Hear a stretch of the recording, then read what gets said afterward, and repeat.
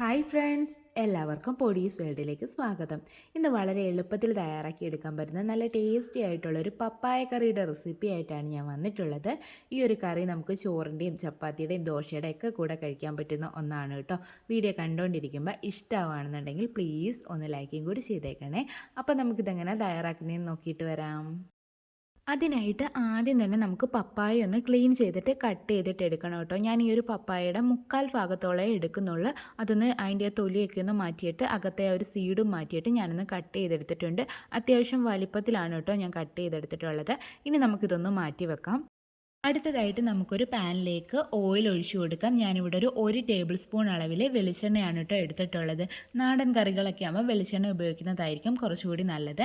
ഓയിലൊന്ന് ചൂടായി വന്നപ്പോഴേക്കും ഞാനിതിലേക്ക് 1 ടീസ്പൂൺ അളവിൽ വലിയ ജീരകം ചേർത്ത് കൊടുക്കുക കേട്ടോ. അതായത് പെരുംജീരകം ചേർത്ത് കൊടുക്കുകയാണ്.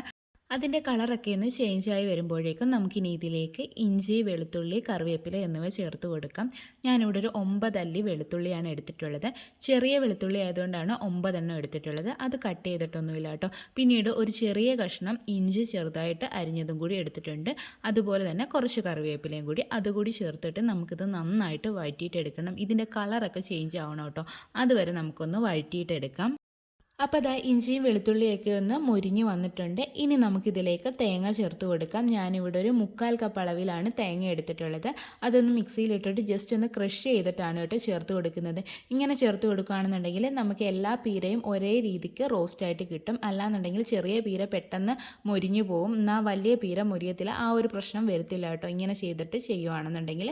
പിന്നീട് ഞാനിതിലേക്ക് 1/2 ടീസ്പൂൺ അളവിൽ കുരുമുളകും കൂടി ചേർത്ത് കൊടുക്കുന്നുണ്ട്. എന്നിട്ട് ഇത് നമുക്ക് നന്നായിട്ട് മിക്സ് ചെയ്തെടുത്തതിന് ശേഷം ഇത് നമുക്കൊന്ന് റോസ്റ്റ് ചെയ്തിട്ട് എടുക്കാം. നല്ലൊരു കളർ, ഒരു ഗോൾഡൻ ബ്രൗൺ കളർ ആവുന്നിടം വരെ നമുക്കിതൊന്ന് റോസ്റ്റ് ചെയ്തിട്ട് എടുക്കാം. കണ്ടിന്യൂസ് ആയിട്ട് ഇളക്കി കൊടുക്കാനും കൂടി ശ്രദ്ധിക്കണേ. അല്ലാന്നുണ്ടെങ്കിൽ കരിഞ്ഞു പോകാനൊക്കെ സാധ്യതയുണ്ട്. കരിഞ്ഞൊക്കെ പോയിക്കഴിഞ്ഞാൽ പിന്നെ നമ്മുടെ കറിക്ക് ഒരു ടേസ്റ്റ് വരത്തില്ല കേട്ടോ. കയ്പ്പ് രസം വരും. അത് പ്രത്യേകം ശ്രദ്ധിക്കുക. ഒരു ലോ ടു മീഡിയം ഫ്ലെയിമിൽ വെച്ചിട്ട് നമുക്ക് നന്നായിട്ടൊന്ന് വാർത്തിട്ട് എടുക്കാം. അപ്പോൾ അതാ തേങ്ങ ഇവിടെ നന്നായിട്ടൊന്ന് റോസ്റ്റായിട്ട് വന്നിട്ടുണ്ട്. ഇനി ഫ്ലെയിം ഓഫ് ചെയ്തിട്ട് നമുക്കിതൊന്ന് മാറ്റി വെക്കാം കേട്ടോ. ഇതിൻ്റെ ചൂടൊന്ന് മാറുന്നിടം വരെ ഒന്ന് മാറ്റി വെക്കാം. ഒന്നുകിൽ വേറെ ഏതെങ്കിലും പാത്രത്തിലോട്ട് മാറ്റി വെക്കുക. അല്ലാന്നുണ്ടെങ്കിൽ ഈ പാത്രത്തിൽ വെക്കുകയാണെന്നുണ്ടെങ്കിൽ കുറച്ച് നേരത്തേക്കും കൂടി ഒന്ന് ഇളക്കി കൊടുക്കുക കേട്ടോ.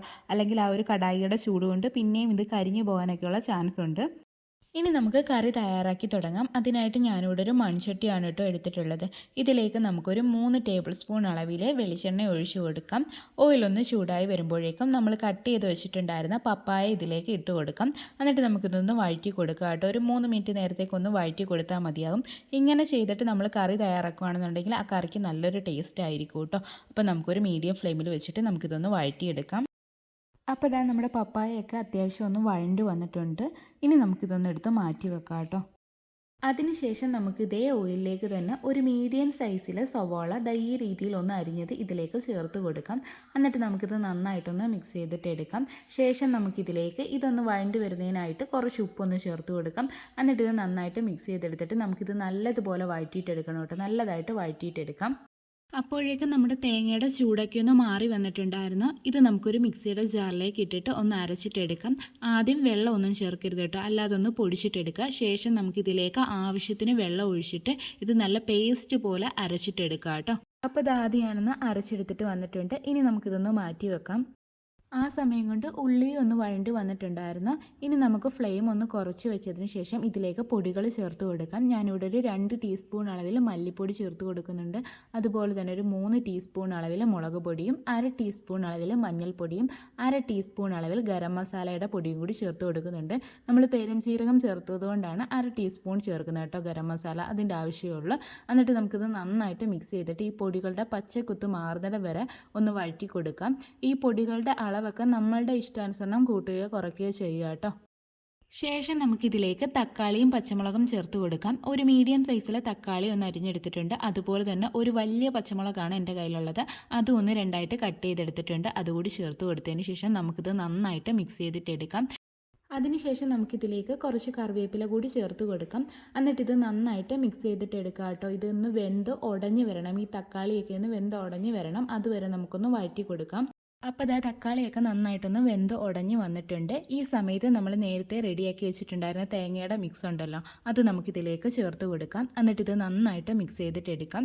ശേഷം നമുക്ക് ഈ ഒരു പപ്പായ ഒന്ന് കുക്ക് ചെയ്ത് കിട്ടുന്നതിന് ആവശ്യമായിട്ടുള്ള വെള്ളം ഒഴിച്ച് കൊടുക്കാം. ഞാനിവിടെ ഒരു 1.5 കപ്പ് അളവിൽ വെള്ളം ഒഴിച്ച് കൊടുക്കുന്നുണ്ട് കേട്ടോ. നമുക്ക് എത്രത്തോളം ഗ്രേവി വേണം, അതായത് തിക്നെസ് വേണോ അതോ ലൂസായിട്ട് മതിയോ അതനുസരിച്ചിട്ട് വെള്ളം ഒഴിച്ച് കൊടുക്കുക കേട്ടോ. ഞാനിവിടെ ഒരു 1.5 കപ്പ് അളവിൽ ഒഴിച്ച് കൊടുത്തിട്ടുണ്ട്. ഇനി നമുക്കിതിലേക്ക് ആവശ്യമായിട്ടുള്ള ഉപ്പ് കൂടി ചേർത്ത് കൊടുക്കാം. എന്നിട്ട് നന്നായിട്ട് മിക്സ് ചെയ്തിട്ട് എടുക്കാം. ഇനി ഇത് നമുക്കൊന്ന് തിളപ്പിച്ചിട്ടെടുക്കാം കേട്ടോ.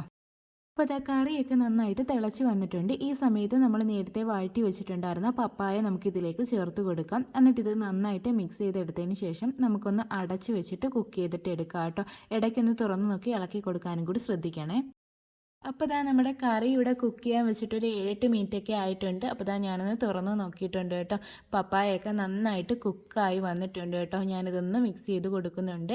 ഇനി നമുക്കിതൊന്ന് തുറന്ന് വെച്ചിട്ട് ഒരു 2-3 മിനിറ്റ് നേരത്തേക്കും കൂടി ഒന്ന് തിളപ്പിച്ചിട്ട് എടുക്കാം കേട്ടോ. അപ്പോൾ ദാ നമ്മുടെ പപ്പായ കറി ഇവിടെ റെഡി ആയിട്ട് വന്നിട്ടുണ്ട് കേട്ടോ. എണ്ണയൊക്കെ ഒന്ന് തെളിഞ്ഞ് വന്നിട്ടുണ്ട്. ഇതിൻ്റെ പുറത്തേക്ക് ഞാൻ കുറച്ച് കറിവേപ്പിലയും അതുപോലെ തന്നെ ഒരു 1/2 ടീസ്പൂൺ അളവിൽ വെളിച്ചെണ്ണയും കൂടി ഒഴിച്ചു കൊടുക്കുന്നുണ്ട്. ഞാൻ താളിച്ചൊന്നും ഇടുന്നില്ല കേട്ടോ. ഇനി നമുക്ക് ഫ്ലെയിം അങ്ങ് ഓഫ് ചെയ്ത് കൊടുക്കാം. അപ്പോൾ നമ്മുടെ കറി ഇവിടെ റെഡി ആയിട്ടുണ്ട്. നല്ല ടേസ്റ്റി ആയിട്ടുള്ളൊരു കറിയാണ് കേട്ടോ. നല്ലൊരു സ്മെല്ലുമാണ് നമ്മുടെ ഈ ഒരു കറിക്ക്. ചോറിനൊപ്പം ഈ ഒരു കറി മാത്രം മതിയാകും കേട്ടോ. അത്രയ്ക്ക് ടേസ്റ്റാണ്. ചോറിനൊപ്പം മാത്രമല്ല കേട്ടോ, ചപ്പാത്തിയുടെയും ദോശയുടെയും അരിപ്പത്തിരിയുടെയും ഒക്കെ കൂടെ കഴിക്കാൻ പറ്റിയിട്ടുള്ള നല്ലൊരു കറിയാണ് കേട്ടോ. അപ്പോൾ ഇങ്ങനെ ട്രൈ ചെയ്തിട്ടില്ലാത്തവർ ഈ രീതിക്കൊന്ന് ട്രൈ ചെയ്ത് നോക്കണേ. വീഡിയോ ഇഷ്ടമായിട്ടുണ്ടെങ്കിൽ മറക്കാതെ ഒന്ന് ലൈക്കും കൂടി ചെയ്തേക്കണേ. അതുപോലെ തന്നെ ആദ്യമായിട്ട് ചാനൽ കാണുന്ന കൂട്ടുകാരൊക്കെ ഉണ്ടെങ്കിൽ പ്ലീസ് ഒന്ന് സബ്സ്ക്രൈബ് ചെയ്ത് സപ്പോർട്ടും കൂടി ചെയ്യണേ. വീണ്ടും നല്ലൊരു വീഡിയോ ആയിട്ട് വരാം. Thanks for watching.